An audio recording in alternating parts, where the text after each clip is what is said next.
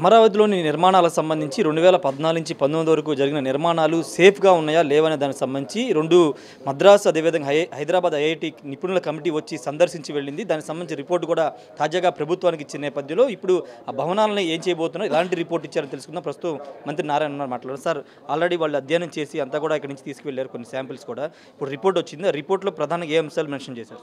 Report చాలా క్లియర్గా ఇచ్చారండి. అసలు ఎటువంటి ఇబ్బంది లేదు. స్ట్రక్చర్కి కానీ అక్కడ స్టీల్ ఏదైతే ఉందో స్టీల్ శాంపిల్స్ కూడా తీసిపోయారు, టెస్ట్ చేసి యాక్చువల్గా చాలా క్లియర్ కట్ రిపోర్ట్ ఇచ్చారు.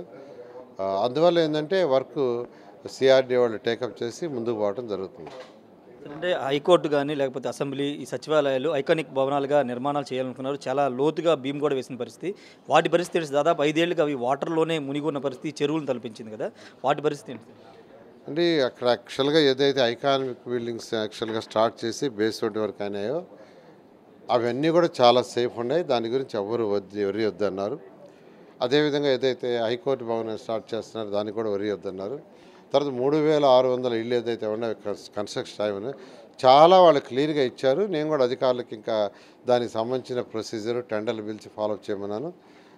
సిఆర్డీ వాళ్ళు యాక్చువల్గా త్వరలో టెండర్లు పిలిచి స్టార్ట్ చేయడం జరుగుతుంది. ఎక్కడైతే ఆగిపోయి అక్కడి నుంచి నిర్మాణాలు కంటిన్యూ చేయబోతున్నారు సార్? ఎక్కడైతే ఆగిపోయినా అక్కడి నుంచే కంటిన్యూ చేస్తారు. ఎందుకంటే ఉన్న బేస్మెంట్లు అవన్నీ స్ట్రాంగ్గా ఉన్నాయి, ఎటువంటి ఇబ్బంది లేదని క్లియర్ కట్ రిపోర్ట్ వాళ్ళు ఇవ్వడం జరిగింది. సార్, గతంలో వైసీపీ మున్సిపల్ శాఖ మంత్రిగా ఉన్నటువంటి బొత్స సత్యనారాయణ అమరావతి ఒక శ్మశానం అని కామెంట్ చేశారు. మొన్న వరదలు వచ్చినప్పుడు సందర్భంగా అమరావతి మునిగిపోతుంది, విజయవాడ మునిగిపోయిందని కామెంట్ చేశారు. మీరు ఆల్రెడీ ఇప్పుడు రివ్యూ చేశారు కదా, దీని గురించి ఏం కామెంట్ చేస్తారు?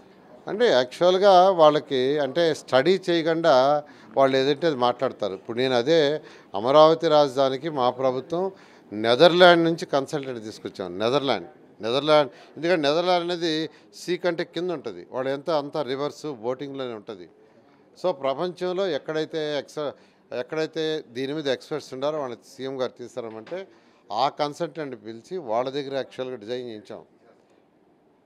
కానీ అవన్నీ స్టడీ చేయకుండా ఊరికినేదో బురద జల్లాలా అనే దాంతో వాడు ఇచ్చిన స్టేట్మెంట్లు. దానికి ప్రూఫ్ ఏంటంటే మొన్న వచ్చిన వరదే కృష్ణానదికి 11.43 క్యూసెక్కుల వాటర్ వచ్చినా, లక్షల క్యూసెక్కులు వచ్చినా అమరావతి క్యాపిటల్ సిటీలో ఎటువంటి ఇబ్బంది జరగలేదు, ఎటువంటి ఇబ్బంది ఎవరికి జరగలేదు. ఇదే ప్రూఫ్.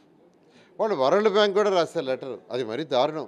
ఇది మునిగిపోద్ది, ఇక్కడ సిటీ అవసరం లేదని. అసలు బుడమేరు వచ్చి సగం సిటీ మునిగిపోయినా అమరావతి క్యాపిటల్ సిటీకి అసలు ఎటువంటి ఇబ్బంది రాలేదు.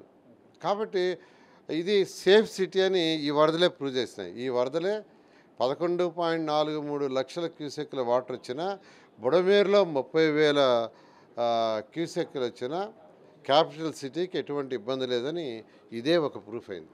ఫైనల్గా ఆపరేషన్ బుడమేరు స్టార్ట్ చేయమని ముఖ్యమంత్రి గారు చెప్పారు కాబట్టి ఇప్పుడు రాజకీయ పార్టీలు అతీతంగా ఇప్పుడు పనిచేయబోతున్నారు. హైడ్రాలాండ్ సంస్థ కూడా వస్తున్నారు. ఖచ్చితంగానండి. ఎందుకంటే ఈరోజు కొందరు ఆక్యుపై చేసుకున్న దెబ్బ 7 లక్షల మంది ప్రజలు సఫర్ అయ్యారు. ఆ 7 లక్షలు సఫర్ అయ్యేట్టు కాదు, పక్కన వాళ్ళు కూడా భయభ్రాంతులు అయిపోయారు. అందువల్ల సీఎం గారు చాలా క్లియర్గా ఆపరేషన్ బుడమేరు స్టార్ట్ చేయమన్నారు. అది ఇరిగేషన్ వాళ్ళతో మున్సిపాలిటీ వాళ్ళు మొత్తం ఒక కోఆర్డినేషన్తో అది ముందుకు పోతుంది. ఈ ఆపరేషన్ బుడమేరు రాష్ట్రంలోని అన్ని జిల్లాలు ఇంప్లిమెంట్ చేస్తాం. ఇక్కడ ఒక్కడేది కాదు, అన్ని జిల్లాలు ఏదైతే ఇరిగేషన్ కెనాల్స్ ప్రత్యేకంగా, అదేవిధంగా మున్సిపల్ డ్రైన్స్ని ఎవరైతే ఆక్యుపై చేసుకున్నారో అది వైడెన్ చేయక తప్పదు. ఎందుకంటే అవన్నీ న్యాచురల్ కోర్సులో ఫామ్ అయినాయి. ఇయర్స్ టుగెదర్ వేల సంవత్సరాల నుంచి న్యాచురల్ కోర్సులో ఫామ్ అయినాయి. న్యాచురల్ కోర్సులో ఫామ్ అయిన వాటిని అలాగే ఉంచాలా. అందువల్ల వైడెన్ చేయక తప్పదు. ఇక్కడ పేదవాళ్ళు నిరుపేదలు ఉంటే వాళ్ళకి ఆల్టర్నేట్ చూపిస్తాం. అలా కాకుండా పొలిటికల్గా ఎంత ప్రజెస్ వచ్చినా, ఎంత గొప్పవాళ్ళైనా, ఏ పార్టీ వాళ్ళైనా నిక్కచ్చిగా ముందుకు పోమని సీఎం గారు చెప్పారు. నిక్కచ్చిగా ముందుకు పోవడం జరుగుతుంది. Thank you sir. ఖచ్చితంగా నిక్కచ్చిగా ముందుకు పోతామని మంత్రి నారాయణ చెప్తూ ఉన్నారు.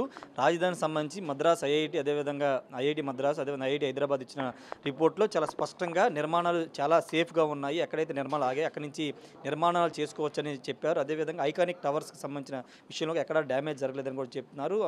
పూర్తి స్థాయిలో హైడ్రాలాండ్ సంస్థ రాబోతుంది. రాజకీయ పార్టీలు అతీతంగా ఎవరున్నా కానీ పూర్తి ప్రక్షాళన చేస్తామని మంత్రి నారాయణ చెప్తున్నారు. కెమెరా పర్సన్ ప్రసాద్తో రాయేష్ ఆర్టీ, విజయవాడ. మరిన్ని వీడియోస్ కోసం ఛానల్ ని సబ్స్క్రైబ్ చేయండి. లేటెస్ట్ అప్డేట్స్ కోసం వాట్సాప్ ఛానల్ ని ఫాలో చేయండి. అండ్ లింక్ డిస్క్రిప్షన్ లో ఉంది.